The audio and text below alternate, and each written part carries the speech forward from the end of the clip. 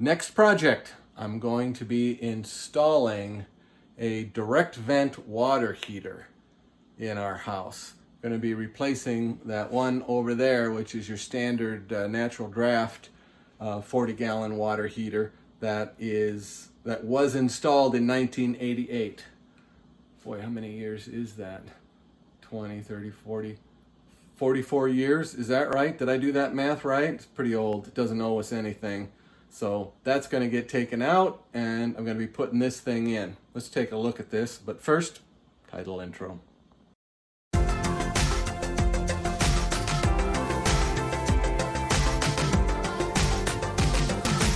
You're watching On the Mark with Mark.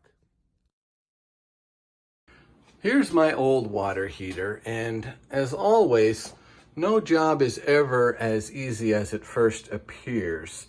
So naturally, it has to appear easy.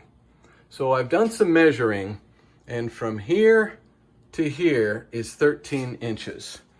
And my new water heater has I think this is the hot side, that's the out, that's the in. I've measured those, the distance between those, and that is 13 inches.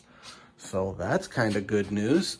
And I get to looking at this copper pipe going up here, and I was thinking I'm going to have to be sweating a bunch of fittings together. But wait, look, this has got a compression fitting on here.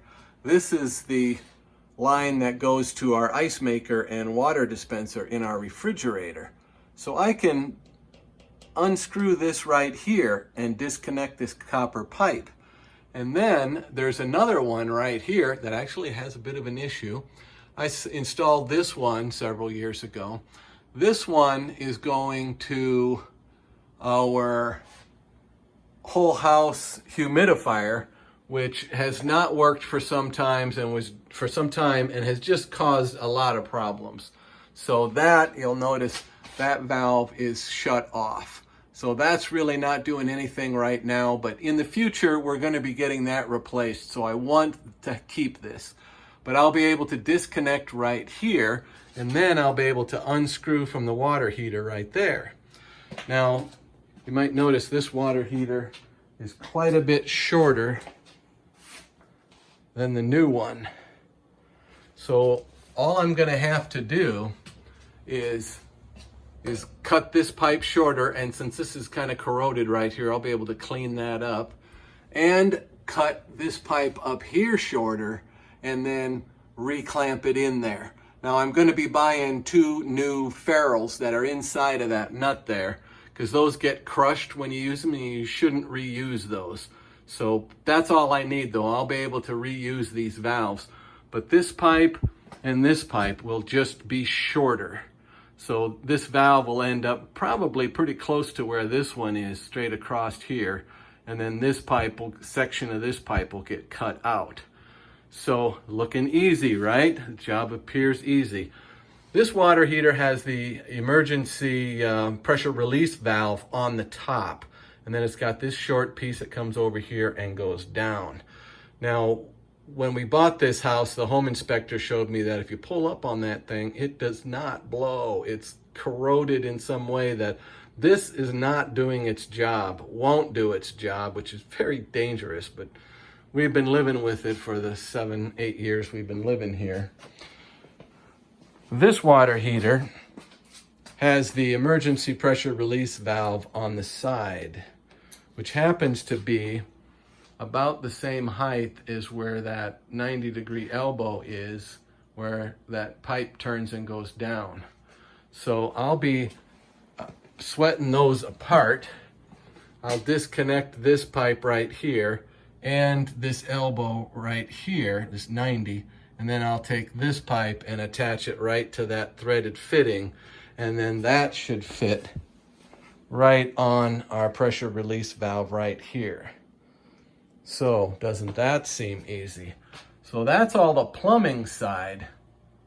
That's a lot of it. Now, as far as the chimney goes, this all just gets taken out. So that just goes away. So that's also easy to do. The other thing, of course, is the gas. This is a gas water heater, and the new one is a gas water heater. I measured how high the center of that opening for the gas supply is from the floor. And it's 13.5 inches.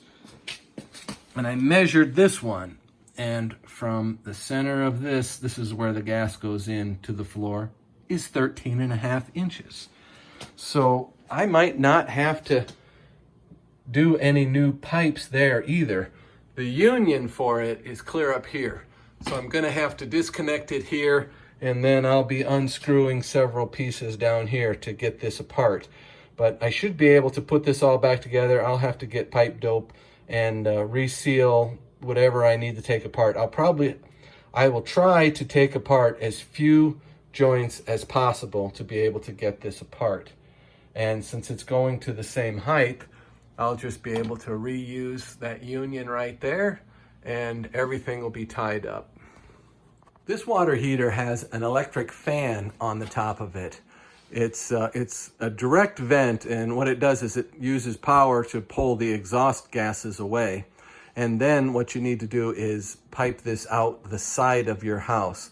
So what we'll be doing is we'll be abandoning the chimney that runs through our house here. Now, the furnace has already been replaced, and it has been replaced with a direct vent. So that's got outside combustion air and exhaust already set up here. This furnace will use the air in the room here for combustion air. So we only need an exhaust pipe.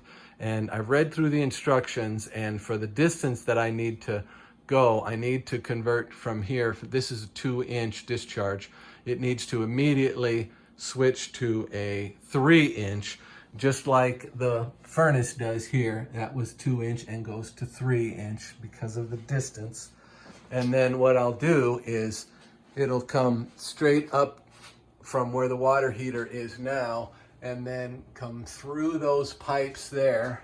And then I'm gonna parallel these other 3-inch pipes. So there's gonna be 3 of them going along here. And down at this end, then I'll be coming through and I'll do an angled thing like they did here. And then I'm gonna come through the side of the house right there, missing these electrical wires. This is for the outside compressor for the air conditioner. So I'm gonna be coming through right there. Sound easy? I'm trying to make it sound easy to get myself to tackle this job. 1 man, 2 water heaters. Who will survive? It's gonna be me. So let's get started. I have the water shut off to the water heater here, and I'm draining the water over to my floor drain, which naturally is not the lowest spot in this room. So some of the water's kind of fighting me and running this direction. I've also shut off the gas going to the water heater, and I have every valve, every hot water valve in the house open right now.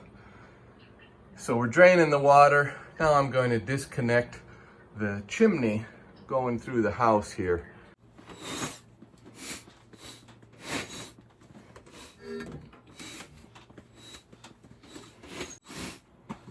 There, I got all the chimney out. I'm going to disconnect the water line here and here.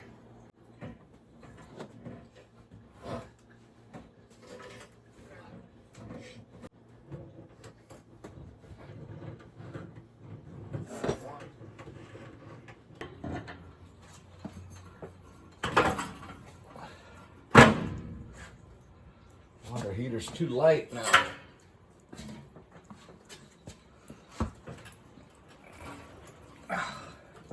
Boy, that doesn't want to move. Okay, wait.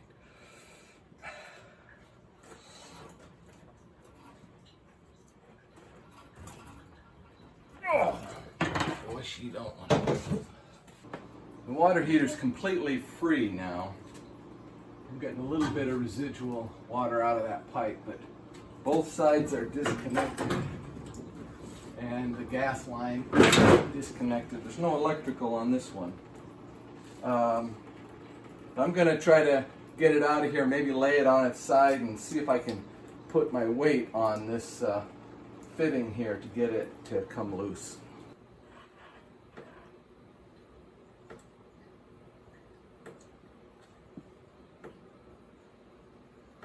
This is supposed to be an anode rod here. It's completely gone. This tank had not rusted through. That's not the reason why I'm getting rid of this tank, but it probably wasn't far away based on the deterioration of the anode rod there.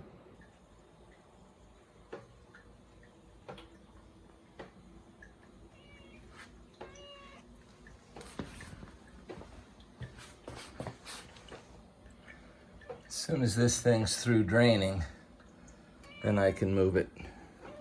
Right, Shelley? Yeah. This is that ferrule I was talking about. It's sometimes called a compression ring, and this nut here comes up and actually squeezes it down on the pipe, and I've bought 2 new ones, so I'll be able to reuse the majority of this. Just that used ferrule there I'll have to get rid of.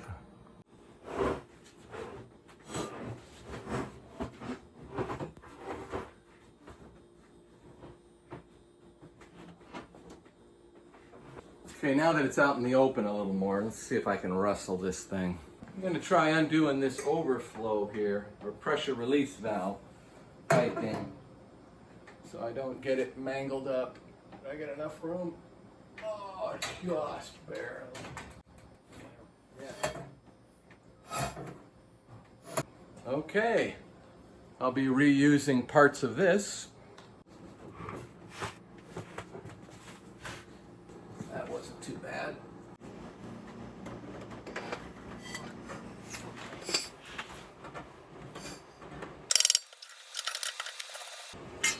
All right. Got her loose. This was not functional, but I don't see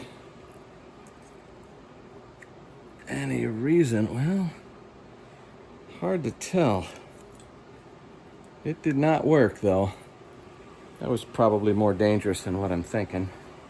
And I got the rest of the gas pipe pieces off of it, so I don't need anything else off of that water heater, so I'm gonna take it out of here.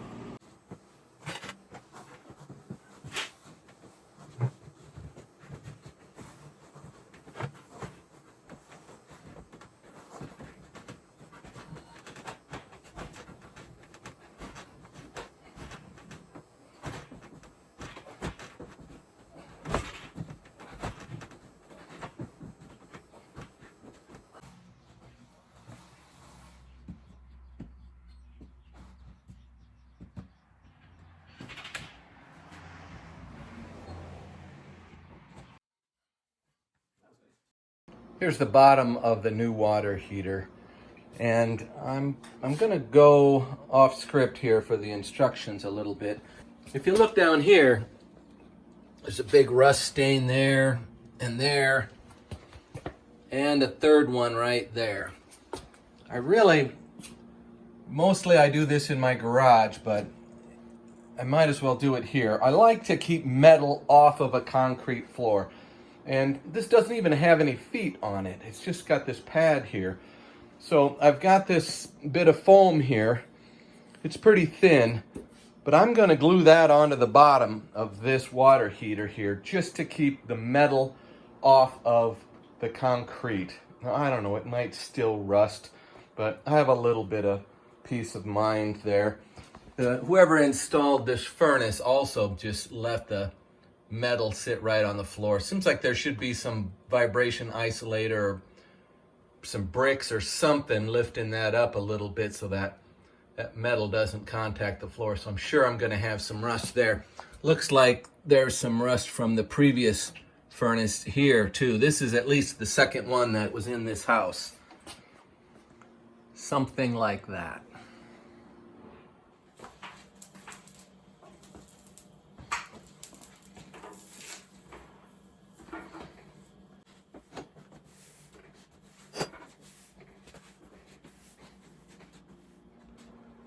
I just made a run to the hardware store and I bought these. This is a coupling threaded on both ends. Whenever I do plumbing, I always expect to make 3 runs to the hardware store for stuff. And then if I only have to go twice, I feel like I'm ahead. But it always seems to work out that way. What this is the old water heater had these, and then they threaded right into the top of the water heater. But this one has got the male end sticking out. So I'm gonna have to hook this on first. And then this can go on here like that. So that's gonna get us up there. We gotta get some decent measurements and then cut these to length. These pipes have a little bit of flex to them, so I'll be able to still slide it on there. And these have got to be tightened down a little more, so they'll probably pull down a little further. I mean, I just hand tightened them right now, so that'll get me in the ballpark.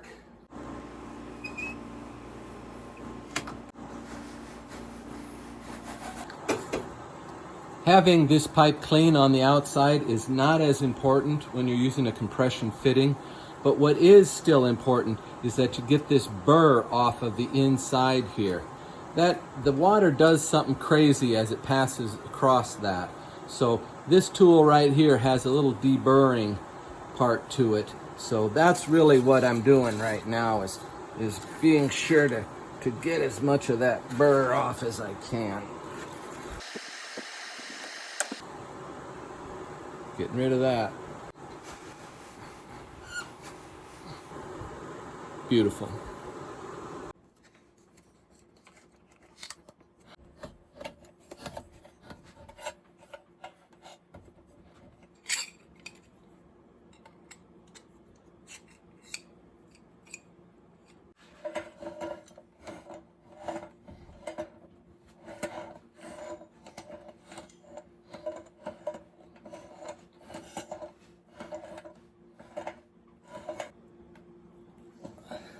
That looks good. Now we need to get this exactly in position.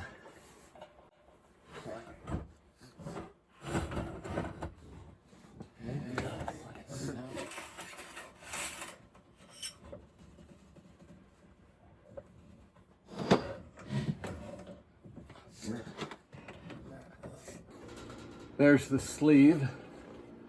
That seats right up in there.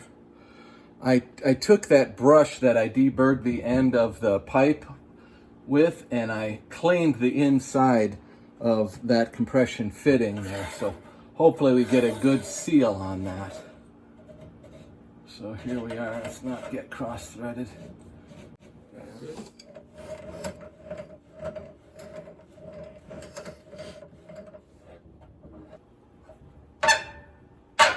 There we go. All right, that might not leak. The plumbing side of this is finished. I've got the fresh water coming in, and then this is the hot water side. So I can turn the water back onto the house, and we'll be able to flush toilets and nice modern conveniences like that. Boy, it sure doesn't look very level. What is that? Why is my camera crooked?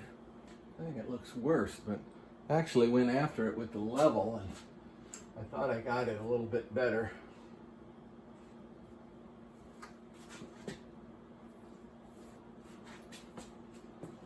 I'm gonna leave it there. I was gonna start filling it so that it had, good weight to it now, but I think I'm going to install the gas pipe first, just in case I need to finesse this thing a little bit to get everything to line up. Right now I got the actual plumbing pipes lined up decent, but we still have the gas. So let's do the gas next, and then we still have electrical and that vent pipe. Okay, I'm putting the gas together, and this is what a leak looks like. I've sprayed some soapy water on here, and it just keeps bubbling.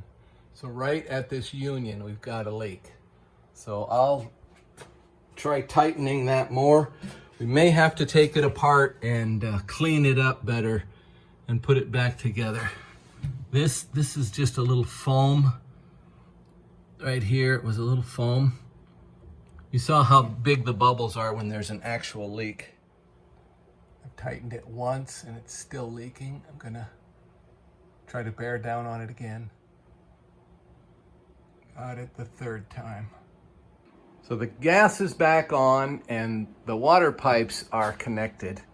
The gas pipe is a little wonky coming down there, but if I really wanted that to be straight up and down, I'd have to get into it right there and move it over a little ways, and that would involve disconnecting clear back to here, so that's not going to happen. I have it all connected and it's not leaking, so that, wait a minute. No, that's not a bubble. That we're gonna call good. So I'm gonna turn the water back on and start filling this.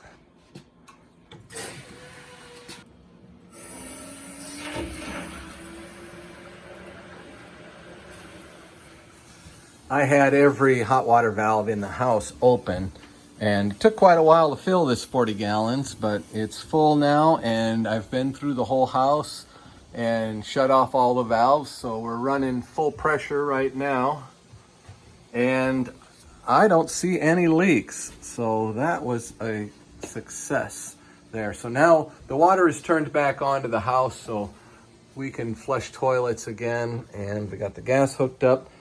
And my little bit of foam down there, it's just showing up a little bit. That's a closed cell foam. So it's not like it's going to absorb water and hold it.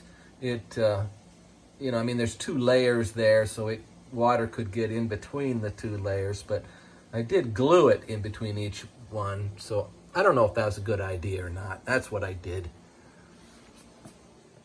We started out with a piece of 2-inch, and then I've got my reducer or expander and coming up, and I got the 90, and we're coming out this way, and I just have a block of wood in there just spacing it up. And now I need to cut it off because we're gonna shoot right down the room this way. It's not real critical because we're gonna be jogging over here to the right like these other pipes are doing, coming in right there. So we got a lot of leeway in this cut. Okay, got that part in. Trying to maintain a slope back. Since I've got to go up over the edge of the foundation wall here, it would be nice if I could have it sloping down to outside the whole time, because they're saying there can be condensation that forms in this exhaust pipe, and so you are supposed to tilt it back to the unit itself, and then right here, this is where I'm going to be hooking a hose on that'll go over to the floor drain. So another place to drain a little bit of condensate water. So I think I've done pretty good on that long run, getting the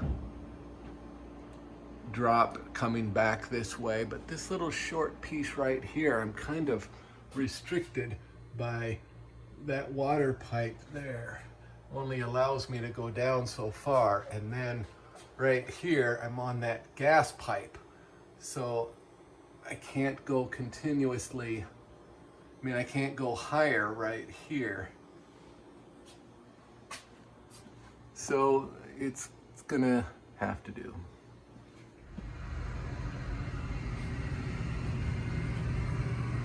I haven't done my electrical yet, but I wanted hot water, so I just have it plugged into an extension cord for right now.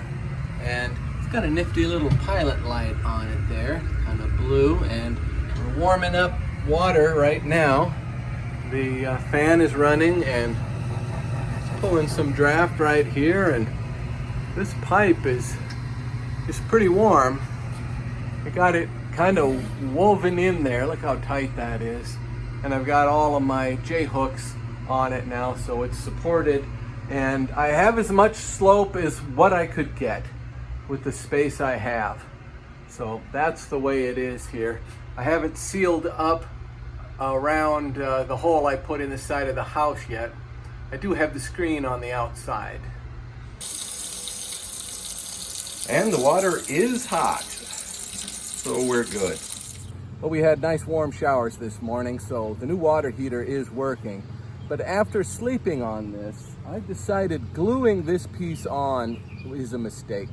There is that screen there, and what can happen is some of that moisture coming out of the water heater during the winter could collect on that screen, and it could start to freeze up over there. And if it freezes up enough to cover this, then there'll be enough back pressure on the water heater that I guess there's a computer in there, will say, we're not exhausting properly, and it'll shut the water heater off.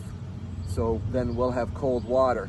But the fix for it will be, I'll come out here in the middle of the winter and it'll probably be 0 degrees, and all I'll have to do is just pull this off and bring it inside and let it thaw out again. And then, I don't know, maybe I leave it off for a few weeks until things maybe warm up a little bit. Anyway, then I could put it back on. But since I glued it on, I can't do that. So I can fix that. I bought this coupling. A better way would have been just to not glue this on in the first place, but there is a fix for this, and that's what I'm gonna do now. I'm gonna cut this off. I'm gonna glue this coupling onto I'm gonna leave a little bit of the pipe on there so it'll slide into here. I'll glue this onto this piece here, and then it'll be able to slide back on again. It'll end up in just about the same place, but then I won't glue the part that goes on to here, so it'll come off as a little assembly here. There we go. All right, I'll get that cleaned up and we'll glue that coupling on there.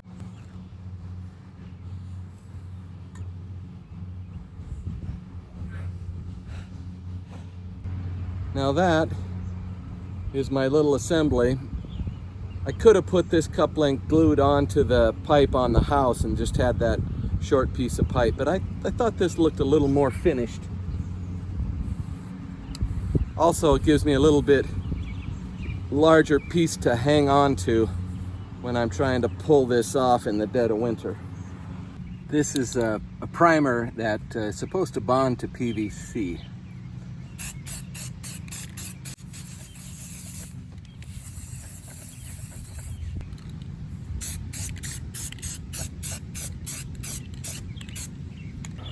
Okay, got my elephant poop ready. It's really helpful to have a nice warm day when you're working with this stuff. I only had to knead this for a little while to get it into this nice rope here.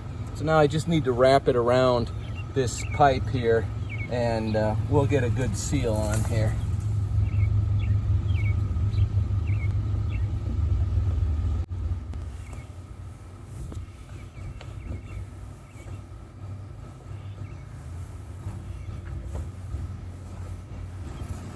There we go, just like that.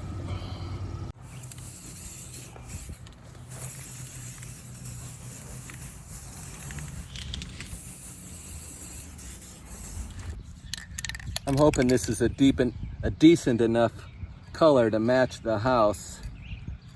It said on here somewhere, here it is, matte Spanish moss. No peel guaranteed. And I think with that PVC primer paint on here, I'll be able to get this to stick. And maybe it'll match our house halfway decent.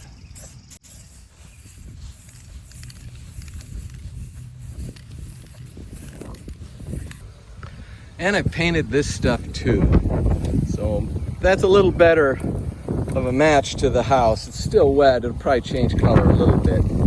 Sorry about the wind. I need a dedicated outlet for this cord here to run that fan. So I'm gonna put one up here, and that shouldn't be too bad. I'll be running a conduit like that all the way down here. Here's my panel, and I'm gonna come right in the side about there.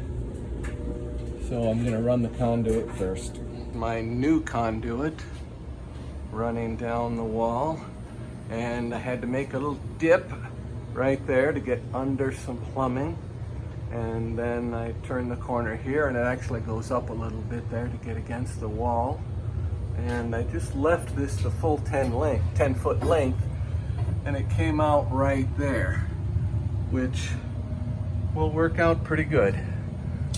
be right above it there, on the same side that the cord actually comes out of, so I won't be crossing past any of this hot stuff here. So I thought that was a good idea. My new wire is in that conduit right there. Goes up there, makes another 90, and I have the outlet wired in on the end, so all that's left is to plug the water heater in right there. Here's the pipe for the pressure release valve, and it's a little longer than what I need. That's okay. So I'll sweat this off, and then we'll reconnect that onto there, and I guess I'll chop a couple of inches off of it.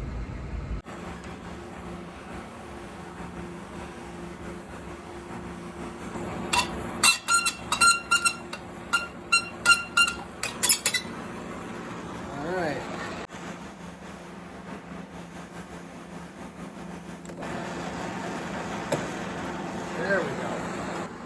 Get it on there. Not warming it up.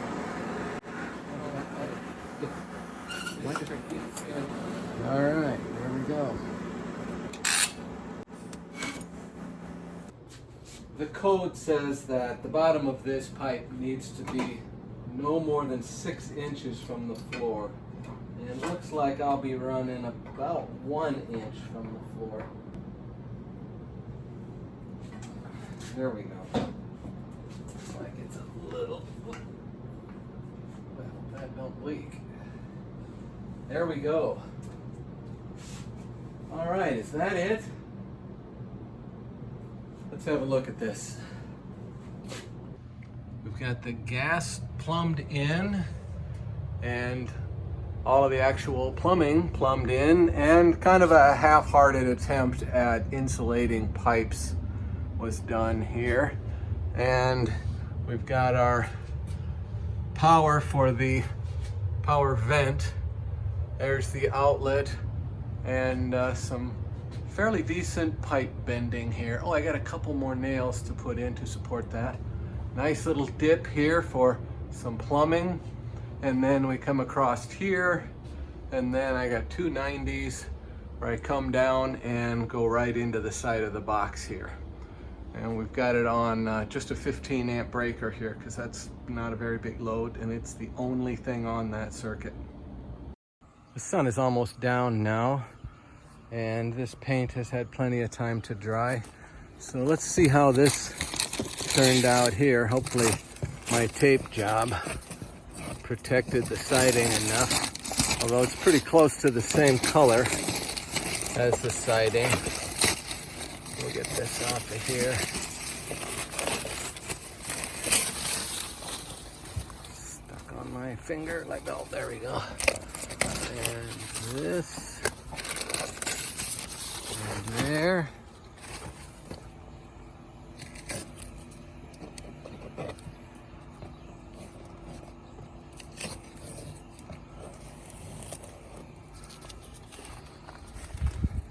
That looks a lot better than it did, that's for sure.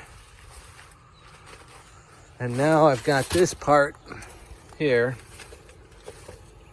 This is my new one. So now, because I'm not too excited about squeezing it on there I'm just gonna put it on a little ways, because I want to give that paint a little more time to dry, because it might end up kind of gluing it on itself there. So I think that looks better than the white. I don't know if I want to try painting some of this other stuff out here or not. Maybe. I still need to do some kind of a cover for that one there, because we had some mice come in on the furnace side. But otherwise, I think, well, that's a close enough match. From the street, that will be less noticeable than that. So we're done out here.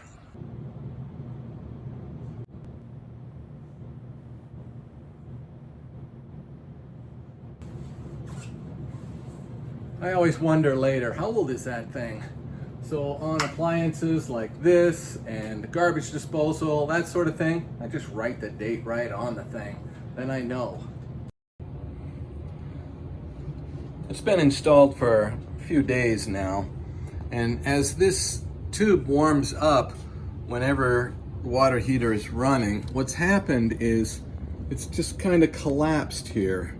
So I don't know if I bought the wrong type of tubing or something, but anyway, I'm gonna put more of a hard tube on here, and I'm gonna put a proper 90-degree elbow on there and come over the side and come down.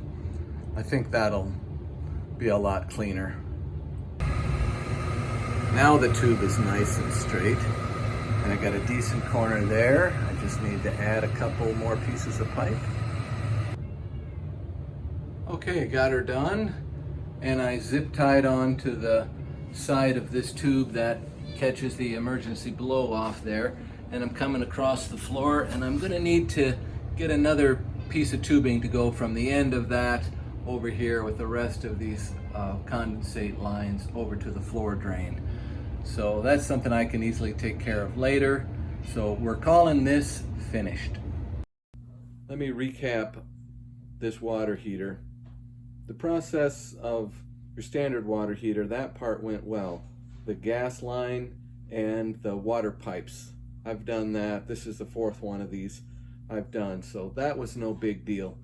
Adding the 3-inch PVC, that was more work, of course, and that all went fairly well. It wasn't a big deal.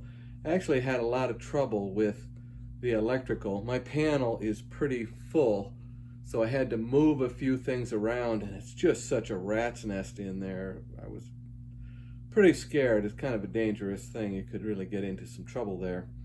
But what bothers me the most about this project, and I don't know if you can hear it on camera or not, but I'm sitting in our front living room, and that happens to be exactly over top of that utility room. In fact, I'm probably only maybe, that thing might be 4 feet in back of me right here, down below in the basement. And there is quite a hum. I've turned off the AC, so we're not hearing any of that. There's no laundry running right now. There is a dehumidifier in the basement, but it's clear on the other end of the basement, long ways from here. I don't know if you can hear that or not. I ran the hot water for quite a while to get it to turn on again. The recovery time on this water heater does seem to be pretty quick, so I am impressed with that. But that hum, and this may be my fault because I really like to lock things down, and that 3-inch PVC pipe going out to the outside, that is really firmly grasped, and maybe that should have been hung a little more gently, you know, with some kind of a vibration isolator mechanism. I am going to look and see if there's some kind of a 3-inch PVC vibration isolator coupling that is available. Although, you know what, it could be coming through the water pipes. I don't know. We'll have to ponder these things. This is just something to consider if you're considering putting one of these things in. Thanks for watching my video. If you haven't already subscribed, I'd really appreciate it if you would. Put a lot of time and effort into these videos. This video is video number 89, which I can't hardly believe I've done that many, but that's where we are. And my subscribership is coming up nicely. I have brought you along on a lot of different things I've done. Not all good. Some things don't go the way I really want them to, but I get things out there and I get it done. Thanks for watching.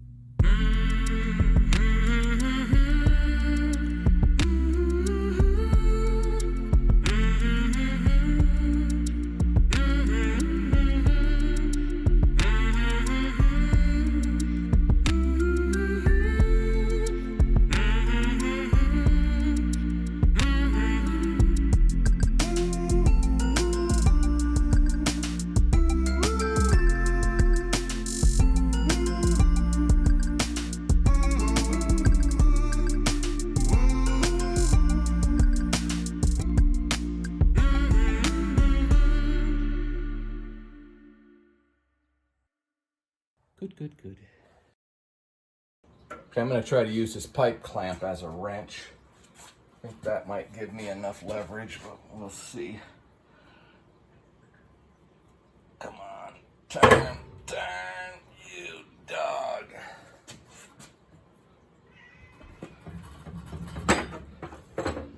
Boy, just rounded off the corners there.